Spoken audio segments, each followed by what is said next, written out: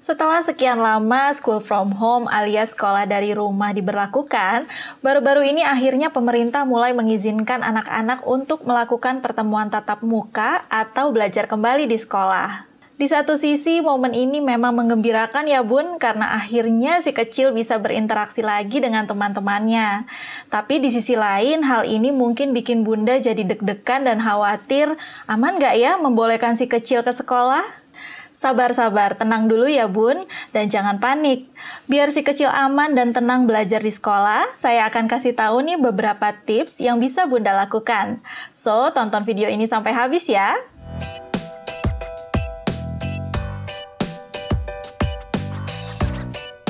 Halo, saya Dr. Rara dari Halo Dokter. Gencarnya program vaksinasi dan penerapan protokol kesehatan syukurnya sudah terlihat mulai membuahkan hasil. Sekarang di beberapa daerah kasus COVID-19 sudah berangsur menurun.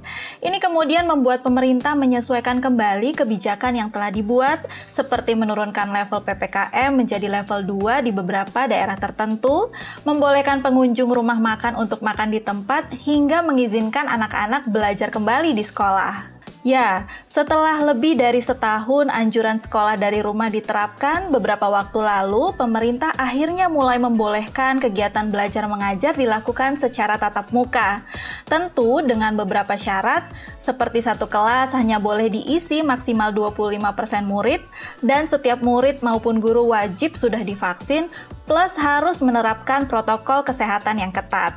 Selain itu, sampai video ini dibuat, pertemuan tatap muka yang dilangsungkan juga masih dalam durasi waktu yang terbatas, sekitar 1-2 jam saja, dan frekuensinya pun nggak terlalu sering, hanya 1-2 kali dalam seminggu.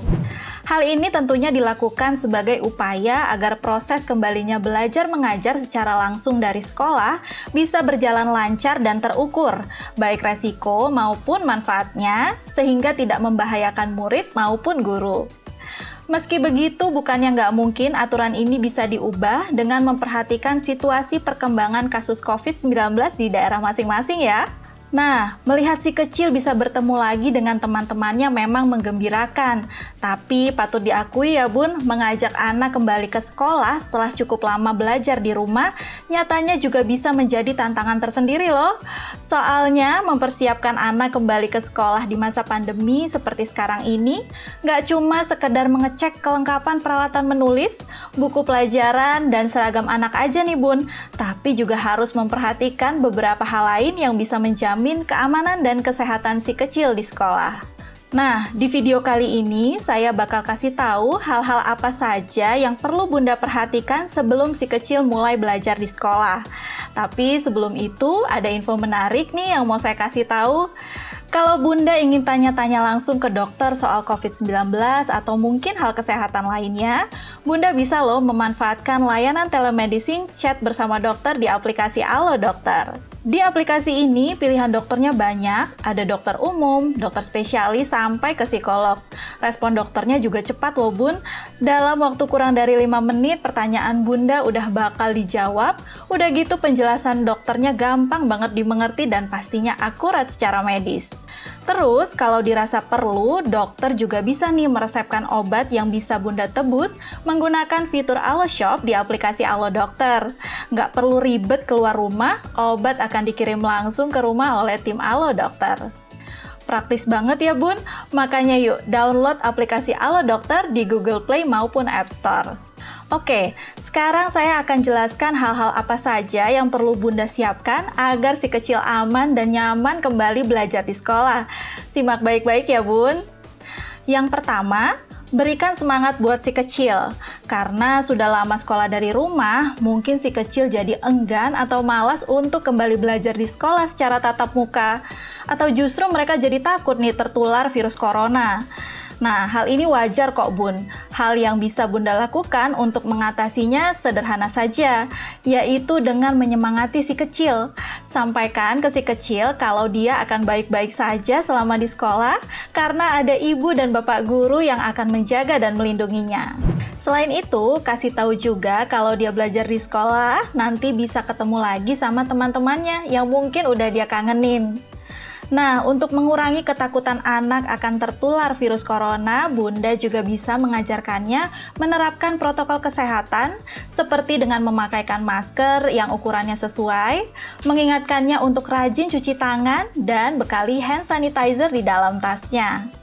Terus, Bunda juga bisa memberinya pemahaman untuk menghindari ngobrol terlalu dekat dengan guru atau temannya. Jadi, ia akan ingat untuk tetap menjaga jarak aman. Tips yang kedua, cek kondisi kesehatan si kecil, Bun. Sebelum si kecil pergi ke sekolah, selalu cek kondisi kesehatannya ya, Bun. Pastikan kondisinya sehat, nggak demam, dan nggak pilek. Bunda juga bisa mengecek suhu anak di rumah dengan termometer yang bisa Bunda beli di apotik terdekat. Kalau ternyata si kecil menunjukkan gejala demam atau merasa dirinya nggak enak badan karena kelelahan atau karena lagi kurang fit, ya nggak perlu dipaksakan untuk berangkat ke sekolah dulu ya, Bun. Ada baiknya Bunda minta izin ke gurunya agar dia nggak sekolah dulu, baik untuk beristirahat maupun mengikuti sekolah dari rumah dulu sampai ia kembali sehat. Lanjut ke tips yang ketiga, ingatkan si kecil untuk selalu menerapkan prokes. Namanya juga anak-anak ya, Bun. Kalau udah ketemu sama teman-temannya suka lupa sama semuanya deh. Makanya Bunda jangan capek ya, Bun, untuk mengingatkan si kecil tentang pentingnya selalu untuk menerapkan prokes. Kalau bisa sih, setiap si kecil akan berangkat sekolah, ingatkan lagi nih, Bun, tentang prokes. Ingatkan dia supaya mau memakai masker dan gak membuka masker selama di sekolah. Ingatkan juga agar si kecil membiasakan diri untuk nggak menyentuh area wajah sebelum cuci tangan atau menggunakan hand sanitizer, dan selalu ingat untuk menjaga jarak saat ngobrol sama teman atau guru. Kasih tahu secara perlahan-lahan ya, Bun. Sampaikan secara lugas dalam konteks yang mudah dimengerti anak supaya penjelasan Bunda bisa lebih terasa masuk akal untuknya. Ingatkan dari jauh-jauh hari, kalau perlu nih, ajak ia mengulangi dan coba mempraktikannya di rumah. Jadi saat akan berangkat sekolah nantinya, si kecil udah nggak kaget lagi nih, Bun. Tips berikutnya alias yang keempat, pastikan si kecil sudah mengkonsumsi makanan bergizi sebelum sekolah. Mengkonsumsi makanan sehat dan bergizi, khususnya untuk anak-anak, bisa meningkatkan kekebalan tubuhnya loh, Bun. Kalau tubuhnya sehat, maka tentu si kecil pun bisa terhindar dari beragam penyakit termasuk COVID-19.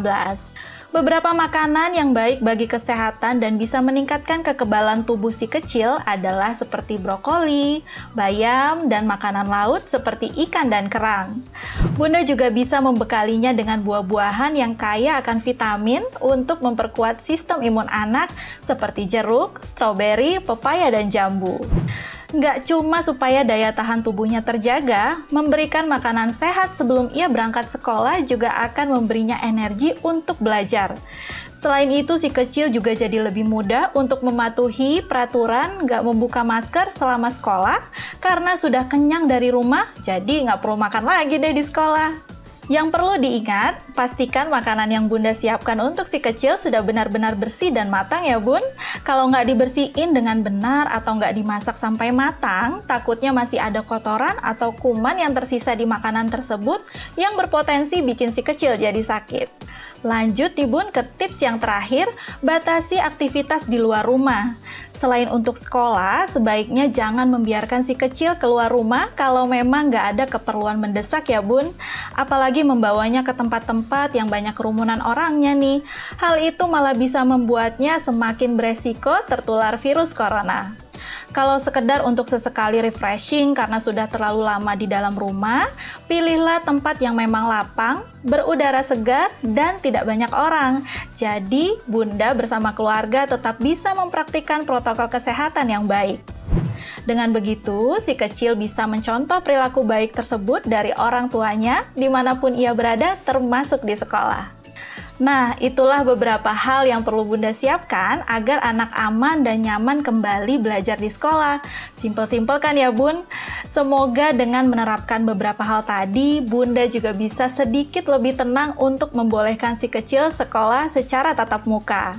Supaya Bunda, ayah, dan keluarga bisa lebih merasa tenang lagi, Bunda juga bisa coba cross-check lagi nih sama sekolahnya untuk melihat bagaimana protokol yang akan diterapkan oleh pihak sekolah. Dengan begitu, Bunda bisa menilai sendiri sejauh mana keamanan yang diterapkan sekolah untuk siswa-siswinya. Oke deh, segitu dulu ya Bun info yang bisa saya berikan kali ini. Semoga bermanfaat ya. Kalau Bunda punya topik lain yang mau dibahas di YouTube Alo Dokter, langsung aja Bun tulis di kolom komentar. Atau kalau ada bunda-bunda yang mau sharing nih seputar tips dan triknya dalam mempersiapkan anak kembali ke sekolah, boleh banget Bun komen di bawah ya. Biar bunda-bunda lainnya juga bisa tahu. Terima kasih sudah menonton videonya sampai selesai. Jangan lupa loh untuk subscribe channel YouTube Alo Dokter, like dan share sebanyak-banyaknya ya Bun. Hidup sehat bersama Alo Dokter.